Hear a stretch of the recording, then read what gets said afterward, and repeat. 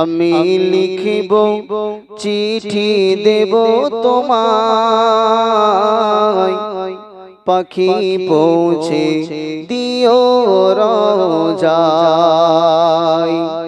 আমি লিখিব চিঠি দেব তোমায়, পাখি পৌঁছে দিও রোজায়। আমি থাকব বসে আশায়, চিঠির উত্তর আসবে আমার গায়। আমি থাকব বসে আশায়, চিঠির উত্তর আসবে আমার গায়। আমি লিখিব চিঠি দেব তোমায়, পাখি পৌঁছে দিও রোজায়।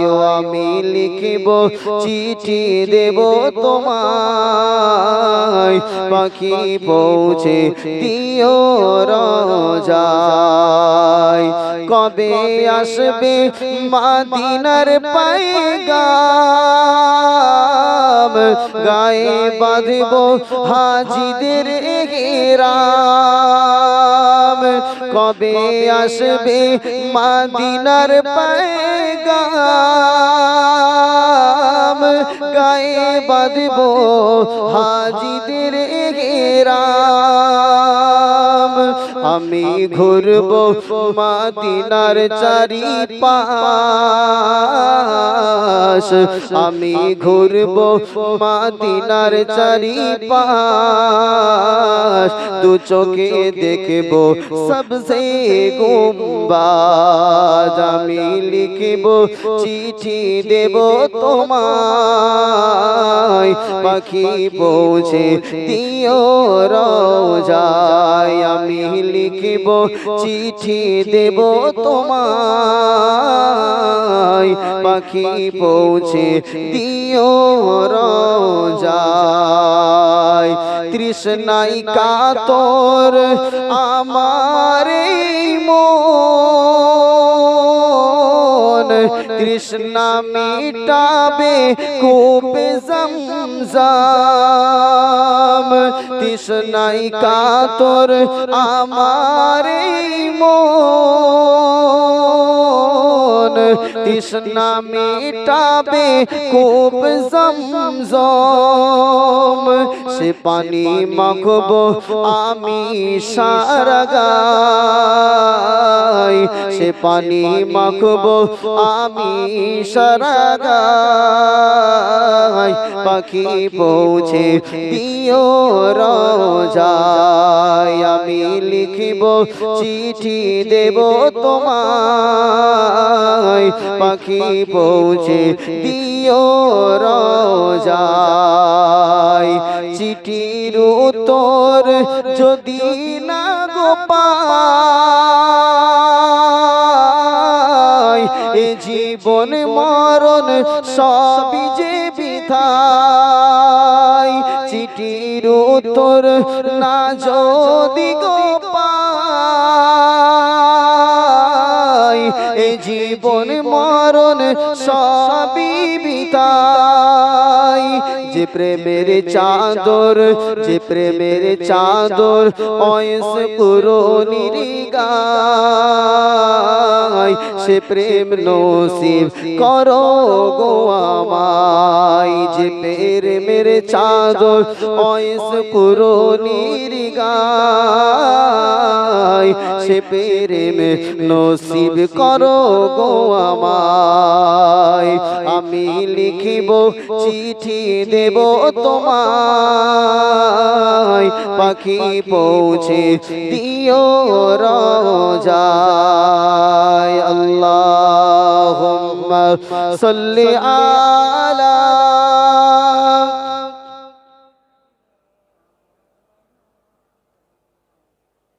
وعلى آل سيدنا مولانا محمد মুহাম্মদ সকলে পড়ুন সাল্লাল্লাহু আলাইহি ওয়াসাল্লাম।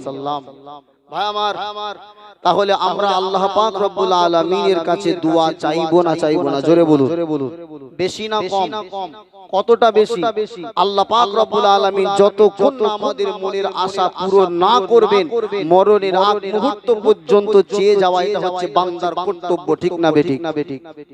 কিন্তু সমাজের মুখে আমি আপনি যদি লক্ষ্য করি দেখতে পাবো অনেক মানুষ আছে, তারা একটা আশা নিয়ে, তারা একটা মন নিয়ে আল্লাহর কাছে দোয়া চাইতে থাকে। আল্লাহ পাক রব্বুল আলামিনের কাছে কোনো আশা, কোনো বাসনা পূরণের জন্য দোয়া চাইতে থাকে, কিন্তু রব্বুল আলামিন আল্লাহ পাক সঙ্গে সঙ্গে বান্দার ওই আশাটা পূরণ না করে দিলে, আল্লাহ পাকের এমন অনেক বান্দা রয়েছে তারা আল্লাহর কাছে দোয়া চাওয়াটা, ফরিয়াদ করাটা তারা বন্ধ করে দেয়। এই কারণে তারা দোয়া করা ছেড়ে দেয় যে আল্লাহর কাছে এতদিন ধরে প্রার্থনা করলাম, আল্লাহর কাছে এতদিন ধরে দোয়া চাইলাম, আল্লাহ কেন মনের আশা পূরণ করলো না, আল্লাহ কেন মনের বাসনাটা পূরণ করলো না। থাক তাহলে আর আল্লাহর কাছে চাওয়ার দরকার নাই। এ নওজোয়ান তরুণেরা, এ রাসূলুল্লাহ দিওয়ানারা, মনে রাখতে হবে আল্লাহ পাক আপনার ওই দোয়াটা চাওয়ার সাথে সাথে সাথে সাথে কবুল নাও করতে পারেন, আবার আল্লাহ পাক রব্বুল আলামিন সাথে সাথে আপনার দোয়াটা কবুল করে নিতেও পারেন। তাই আপনি যদি বিপদে পড়েন, আপনি যদি মুসিবতে পড়েন, তাহলে যদি মনে করেন আপনার দোয়াটা দ্রুত আল্লাহর দরবারে কবুল হয়ে যায়, দ্রুত আল্লাহ পাক আপনার দোয়াটাকে কবুল করে নেন, এ আল্লাহ পাকের বান্দারা, তাহলে দ্রুত দোয়া কবুল হওয়ার একটা সুন্দর টিপস আপনাকে বলে দিই। আপনি যখন বিপদে থাকবেন না, আপনি যখন মুসিবতে থাকবেন না, অর্থাৎ সুখের দিন যখন আপনার কাটবে, ওই সময়টা যদি আপনি আল্লাহর কাছে দোয়া প্রার্থনা করতে থাকেন, আল্লাহর কাছে আপনার সুখ দুঃখের কথাটা জানাতে থাকেন, এ আল্লাহ পাকের বান্দারা, তখন যদি আপনি বিপদে পড়ে গিয়ে আমার রবের কাছে আপনার ফরিয়াদটা জানান, অতি দ্রুত আল্লাহ পাক আপনার ওই দোয়াটাকে কবুল ও মঞ্জুর করে নেবেন। জোরে বলুন সুবহানাল্লাহ। বিপদের সময় দোয়া কবুল হওয়ার টিপস হলো যে আপনি চাইছেন যে আপনার দোয়াটা খুব তাড়াতাড়ি আমার আল্লাহ কবুল করে নেন, তাহলে শুধু বিপদের সময় দোয়া চাইলে হবে না, আগে থেকে আপনার যখন কোনো বিপদ ছিল না তখনও আল্লাহর কাছে বলতে থাকুন। উদাহরণ হিসাবে একটা যুক্তি দিলে আপনারা বুঝবেন। দুনিয়ার জমিনে দুইজন বন্ধু যাদের পরস্পরের ভিতরে অনেক মিল আছে, অনেক মহব্বত আছে, অনেক ভালোবাসা আছে, তারা একে অপরের মনের সুখ দুঃখের কথা সব সময় তারা শেয়ার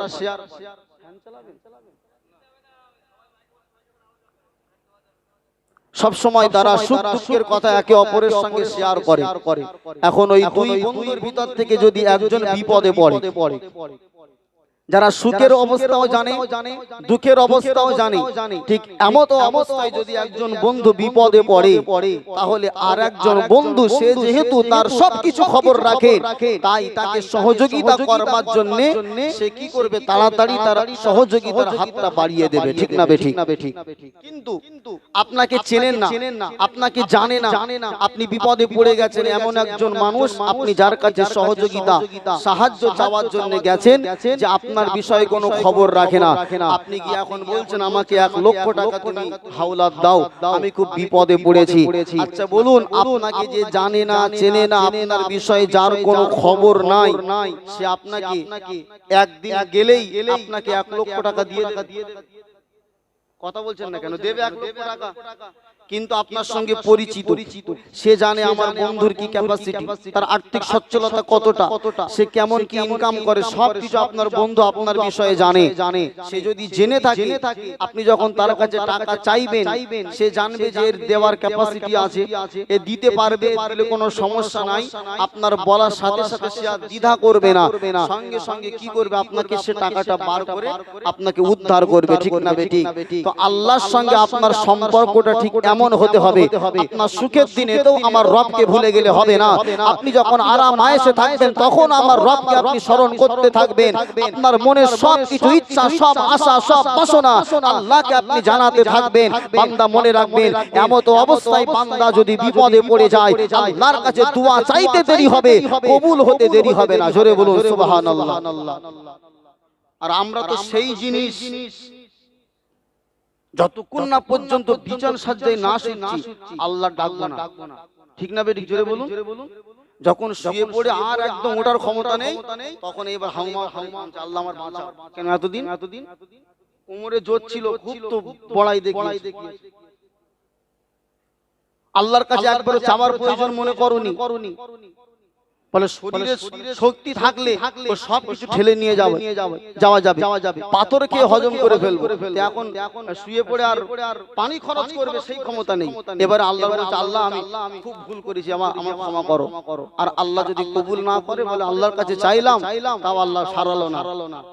তা আপনি তো আল্লাহ সেই বান্দা যখন সুখের দিন ছিল একবারও আমার আল্লাহকে ডাকেননি।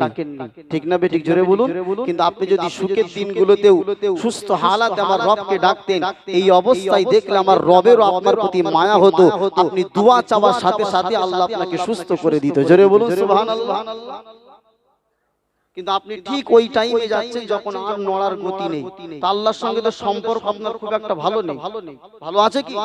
জোরে বলুন না। আল্লাহ আপনি তো রব, আর আপনি তো আল্লাহ যদি রব হয় আপনি তো গোলাম। আমি যদি কারোর বাড়িতে কাজ করি সে মালিক আমাকে বেশি খুশি করবে না আমি গোলাম তাকে বেশি খুশি করব? বুঝে বলুন।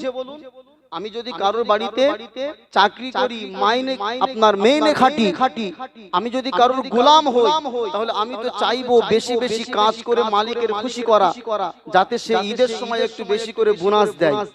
ঠিক না বেঠিক? কিন্তু আমরা বান্দা আমার আল্লাহকে আমরা খুশি করব না, শুধু আল্লাহর কাছে চাইবো। আমরা তো সেই জিনিস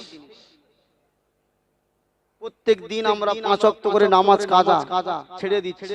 তাহলে নামাজ কাজা করলে আমার আল্লাহ তো খুশি হয়। কথা বলছেন না কেন? খুশি হয় না? আল্লাহ নারাজ হয়।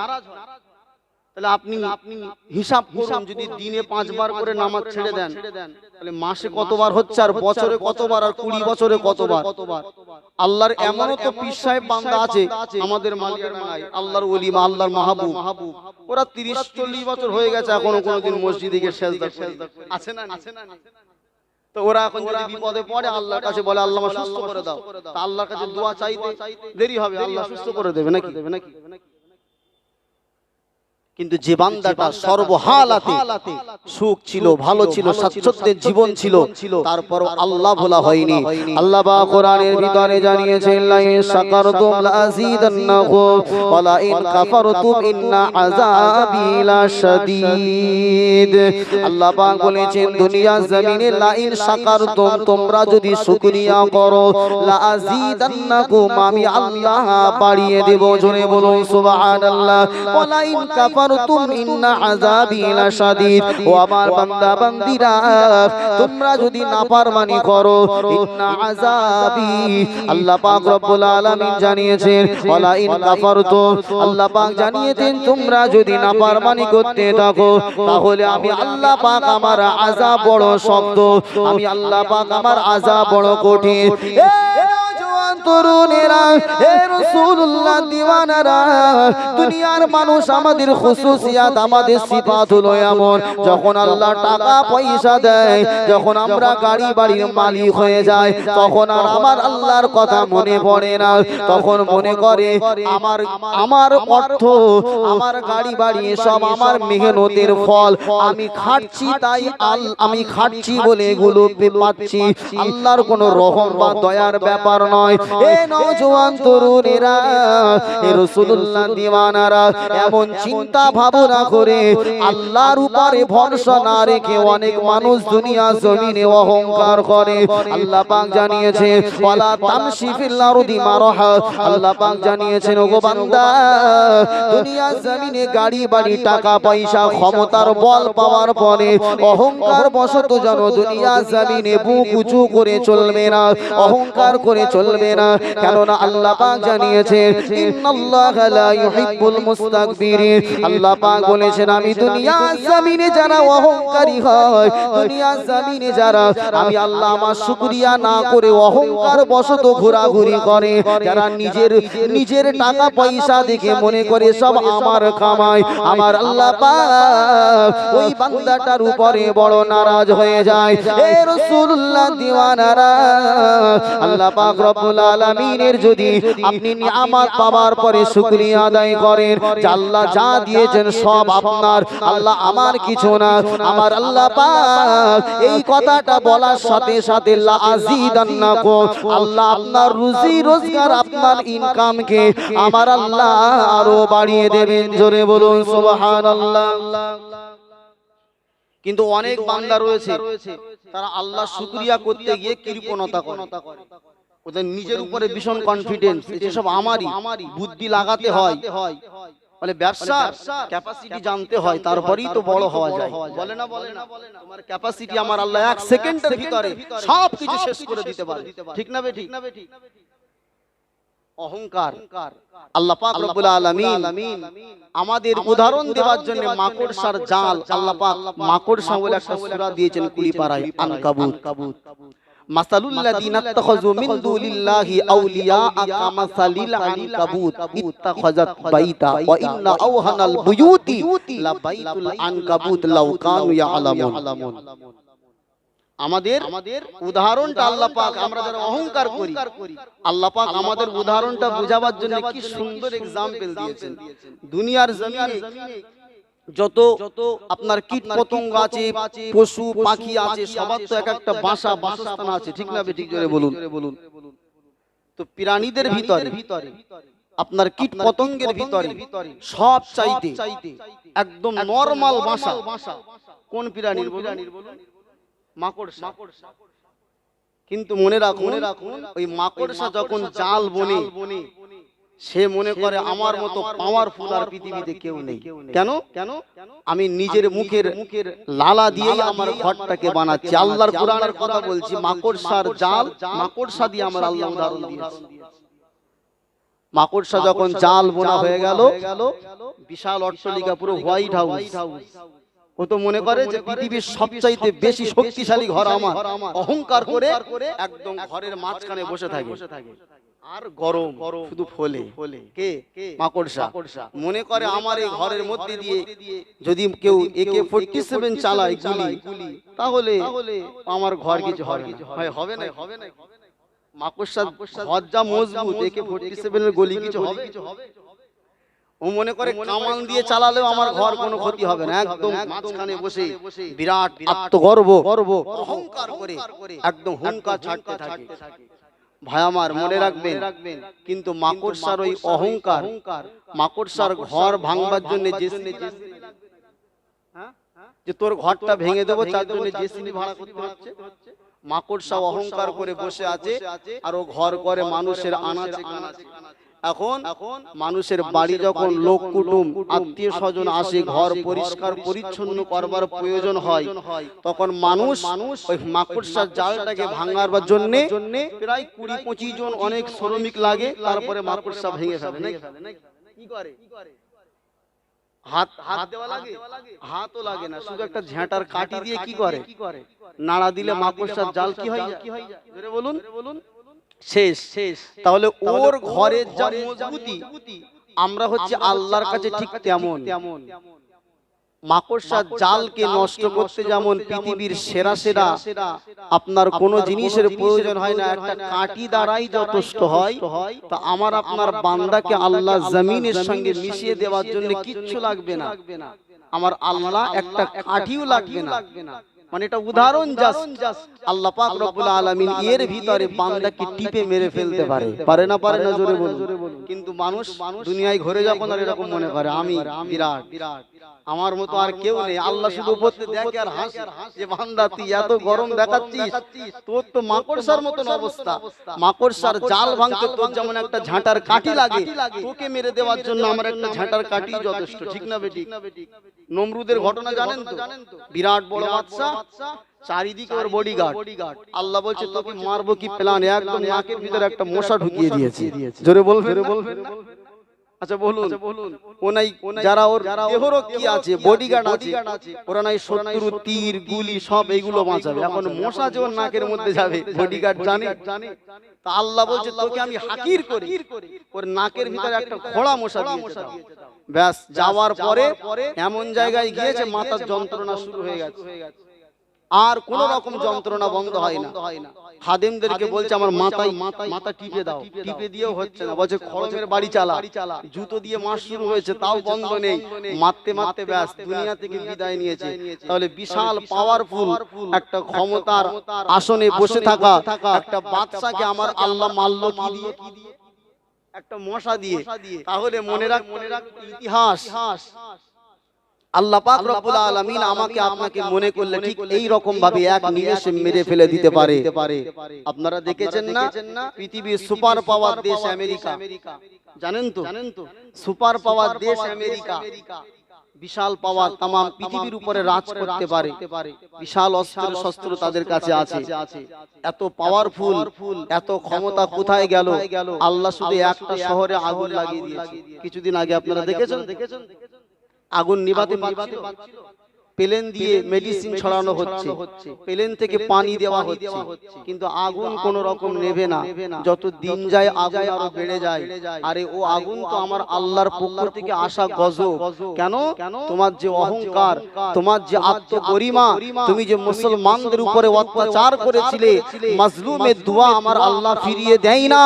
আল্লাহ পাকের রাসূল বলেছেন সালাসু দাওয়াতিন মুস্তাজাবাতিন লা শাক্কা ফিহিন্না দাওয়াতুল ওয়ালিদি ওয়া দাওয়াতুল মুসাফিরি ওয়া দাওয়াতুল মাজলুম। মাজলুম ব্যক্তি দোয়া চাইলে আমার আল্লাহ পাক কবুল করে নেন, লা শাক্কা ফিহিন্না, কোনো সন্দেহ থাকে না। জোরে বলুন সুবহানাল্লাহ। আপনারা মুসলমান, আপনারা জানেন ইউটিউব ফেসবুকের মধ্যে আপনারা দেখেছেন যখন ইসরায়েলের সঙ্গে ফিলিস্তিনদের যুদ্ধ হয়েছিল, ফিলিস্তিনিদের ছোট ছোট বাচ্চাগুলোকে, আমাদের মা বোনদেরকে কেমন নির্মম অত্যাচার স্টোন রুলার তারা চালিয়েছিল। বাচ্চাগুলো পানির পিপাসায় কাতর হয়ে পানি চেয়েছিল, কসম খোদার পানি পান করতে দিইনি, জ্বলন্ত আগুনে ছুঁড়ে ফেলে দিয়েছিল। সেই সন্তান হারা মায়ের চোখের পানি আমার আল্লাহ কবুল করে নিয়ে আমেরিকা ইসরায়েলকে অস্ত্র দিয়ে সাহায্য করেছিল। আমার আল্লাহ পাক ওদেরকে শিক্ষা দেওয়ার জন্য, এটা আমার বিশ্বাস, শুধুমাত্র একটা শহরে আগুন লাগিয়ে দিয়েছিল। ওই দেশের যারা বড় বড় সেলিব্রিটি, যারা কিনা হলিউডের নায়ক, ওরা এক রাত্রের মধ্যে রাস্তার ভিখারি সেজে মানুষের কাছে ত্রাণ নেওয়ার জন্য হাত পেতে দাঁড়িয়েছিল। জোরে বলুন সুবহানাল্লাহ। তাদের কষ্ট দেখে আমারও কষ্ট, কিন্তু মনে রাখতে হবে তোমরা যে করেছো এটা হচ্ছে তোমাদের পাপের ফল। ওমা আসাবাকুম মিন মুসিবাতিন ফাবিমা কাসাবাত আইদিকুম ওয়া আফু আন কাসীর। আল্লাহ বলছে তোমাদের উপরে যে মুসিবতগুলো আসে ওগুলো তোমাদের দু হাতের কামাই, ওয়া আফু আন কাসীর, আর আমি আল্লাহ দয়া করে অনেক পাপ, অনেক ভুল ক্ষমা করে দিই। জোরে বলুন সুবহান। তাহলে আপনি যে বীজটা বপন করেছেন তার ফল ভোগ করতে হবে না? হবে না? ইসরায়েলকে সাপোর্ট করেছিল, আমার আল্লাহ পাক শুধুমাত্র একটু আগুন লাগিয়ে দিয়েছে।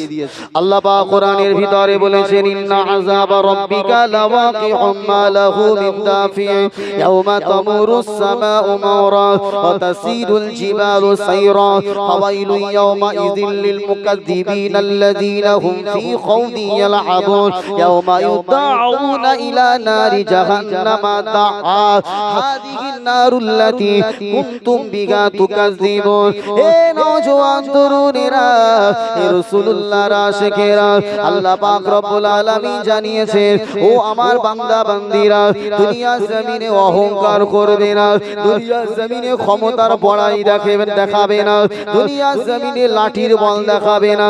কারণ আমি আল্লাহ পাক জানিয়ে দিলাম ইন্না আযাবা রাব্বিকা লাওয়াকি। ও বান্দা বান্দীরা, আমি আল্লাহ পাক আমার পক্ষ থেকে যখন আযাব এসে যাবে, মালাহু মিন দাফি, ওই আযাবের মোকাবেলা করবার ক্ষমতা তোমাদের হবে না। দুনিয়ার জমিনে যার বাস্তব উদাহরণ আমরা দেখতে পেয়েছি। আমেরিকায় আগুন লেগে গিয়েছিল, আগুন নেভাবার জন্য কত রকম প্রযুক্তির ব্যবহার করা হয়, কিন্তু আগুন নেভানো সম্ভব হচ্ছিল না। এ নওজোয়ান তরুণেরা, এ রাসূলুল্লাহ দিওয়ানারা, আগুন যে পানি দ্বারা নিভে যায় এটাও আমার আল্লাহর হুকুমই হয়। আল্লাহ যদি পানিকে নির্দেশ না দেন, আল্লাহ যদি পানিকে আদেশ না করেন, পানির ক্ষমতা হবে না আগুনকে নিভাবে। নওজোয়ান তরুণেরা, আমার ইতিহাস আমরা জানি, আল্লাহর কোরআন আমরা জানি। নমরুদ যখন হযরত ইব্রাহিম আলাইহিস সালাতু ওয়াস সালামকে আগুনের ভিতরে ফেলে দিয়েছিল, আমার আল্লাহ পাক আগুনকে লক্ষ্য করে বলেছিল, কুল্লা ইয়া নারু কুনি বারদান ওয়া সালামান আলা ইব্রাহিম। হে রাসূলুল্লাহ দিওয়ানারা, আল্লাহ পাক শুধু আগুনকে বলেছিল, ও আগুন, আমার নবী ইব্রাহিমের জন্য তুমি সালামতি হয়ে যাও। আল্লাহর কসম করে বলি, নমরুদের জ্বালানো সেই দাবানল দাও দাও করে আগুন, কোনো পানির প্রয়োজন হয় না। আল্লাহ পাকের হুকুমে, আল্লাহ পাকের নবীর জন্য ওই আগুনের দাবানলটা আমার আল্লাহ পাক জান্নাতের বাগান বানিয়ে দিয়েছিলেন। জোরে বলুন সুবহানাল্লাহ, আরো জোরে বলুন সুবহানাল্লাহ। কোনো পানি লাগেনি, আল্লাহ শুধু বলেছিল, ইয়া নার, হে আগুন, কুনি হয়ে যাও বারদান, ঠান্ডা। জোরে বলবেন না সুবহানাল্লাহ। আল্লাহ শুধু বারদান বলে ছেড়ে দিলে ইব্রাহিম নবী আগুনের ভিতরে ফ্রিজ হয়ে যেত। কি হয়ে যেত? পুরো ডিপ হয়ে যেত।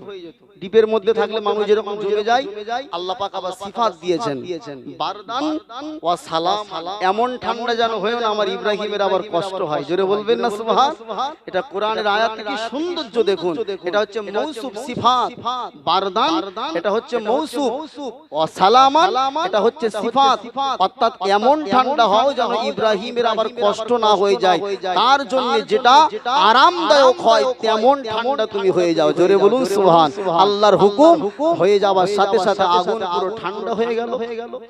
আর প্লেন থেকে মেডিসিন দিচ্ছে, আমি দেখেছি, হেলিকপ্টার দিয়ে দিচ্ছে, পানি স্প্রে করছে, যত দিচ্ছে বেড়ে যাচ্ছে। ভাই আমার, আল্লাহ পাক বলেছেন কোরআনুল কারীমের ভিতরে, ইউরিদুনা লিয়ুতফিউ নূরাল্লাহি বিআফওয়াহিহিম। কোরআনের আগুনকে যারা, কোরআনের নূরকে জ্বালা নিভাবার জন্য ফু দেবে, কামার যখন কোন লোহা গরম করবার জন্য হাঁপড়ে হাওয়া টানে, আচ্ছা বলুন, ওই হাওয়াতে আগুন নিভে যায় না বাড়ে? তো আল্লাহ পাক বলেছেন যারা কোরআনকে মিটিয়ে দেওয়ার জন্য ফু দেবে, আল্লাহর কোরআনের জ্যোতি, কোরআনের আলো তত পৃথিবীময় ছড়িয়ে যাবে। জোরে বলুন সুবহানাল্লাহ। কোরআনটা লম্পরের আগুনের মতো নয়, যে টেমি নয় যে ফু দেবেন আর কোরআন নিভে যাবে। যত ফু দেবেন তত জোরে বলুন বাড়বে। ঠিক তেমনি ভাবে আগুন নিভানোর জন্য আপনি পানি দিচ্ছেন, আল্লাহ ওটাকে পেট্রোল বানিয়ে দেবে, তা আগুন বাড়বে না? জোরে বলছেন না কেন? মনে রাখতে হবে ভাই আমার, আল্লাহ পাক রব্বুল আলামিন যদি মনে করেন কারোর উপর রহম করবেন, দয়া করবেন, আল্লাহ এক নিমেষে করতে পারে। তাই দুনিয়ার জমিনে অহংকার করা, জোরে বলুন, যাবে না। সব সময় যে নিয়ামতই পাবেন, যে নিয়ামতটুকুই পাবেন, টাকা পয়সা, রূপ সৌন্দর্য, ইলম, যা কিছু পাবেন, সব সময় কিন্তু আল্লাহকে স্মরণ রাখবেন যে আল্লাহ আপনাকে এটা করার সুযোগ দিয়েছেন। এটা থেকে যদি আপনি লাইনচ্যুত হন, আল্লাহর কসম করে বলছি একদিন না একদিন আপনার পতন হবেই হবে। কারণ অহংকার হচ্ছে পতনের মূল। এটা হচ্ছে আমাদের নীতি কথা। আল্লাহর কোরআন অহংকার করেছিল ইবলিস। আল্লাহ বলেছিল সাজদা কর, বলেছিল আনা খায়রুম মিন, আল্লাহ আমি তো আদমের থেকে ভালো। খলাকতানি মিন নার, আল্লাহ আমাকে বানিয়েছো আগুন দিয়ে। ও খলাকতাহু মিন তিন, আর আদমকে বানিয়েছো মাটি দিয়ে। আল্লাহ, আগুন সব সময় উপরের দিকে ওঠে আর মাটি সব সময় কি কোন দিকে? নিচের দিকে। তাই আল্লাহ আমি আগুন হয়ে আদমের সামনে কি করব না? সাজদা করব না। আল্লাহ বলেছিল, আল্লাহ বলেছিল ওয়াস্তাকবারা ওয়া কানা মিনাল কাফিরিন, জাতি আজকে থেকে শয়তান মরদুদ হয়ে গেল অহংকার করার জন্য। ভাই আমার, তাহলে অহংকার করা এটা কার কাজ? ইবলিসের কাজ। বান্দা কখনো অহংকার করতে পারে না, কারণ আল্লাহ পাক হাদিসে কুদসির ভিতরে জানিয়ে দিয়েছেন, আল কিবরিয়া উরিদাই, ও বান্দা বান্দিরা আমি আল্লাহ জানিয়ে দিলাম অহংকারটা হলো আমি আল্লাহ আমার গায়ে চাদর। এই অহংকারের চাদর নিয়ে যদি কোনো বান্দা টানাটানি করে, আমি আল্লাহ তাকে জাহান্নামায় সোজা ঢুকিয়ে দেব। অহংকার করা কখনোই যাবে না রবের সামনে। সব সময় মাথা নত করে আল্লাহর কাছে মাথা নত করে থাকবেন। আল্লাহ আপনার সম্মান, আল্লাহ আপনার ইজ্জত দুনিয়ার মানুষের কাছে বাড়িয়ে দেবে। জোরে বলুন সুবহানাল্লাহ। ভাই আমার, আজকে আমার আলোচনার বিষয়বস্তু ছিল দোয়া। দোয়ার ফজিলত, দোয়ার গুরুত্ব এবং কোন টাইমে দোয়া চাইলে আল্লাহ কবুল করেন। আমি আমার নির্দিষ্ট সময়ের ভিতরে আমার মোটামুটি একটা সংক্ষিপ্ত আলোচনা আমি আমার জায়গায় আনতে পেরেছি। ভাই আমার আলোচনার বেশি দীর্ঘায়ু হবে না, 12টার মধ্যে ভাই আমার আমরা আলোচনা শেষ করব ইনশাআল্লাহ। আপনারা সকলে একটু মহব্বত করে উচ্চ আওয়াজে দরুদ শরীফ আল্লাহুম্মা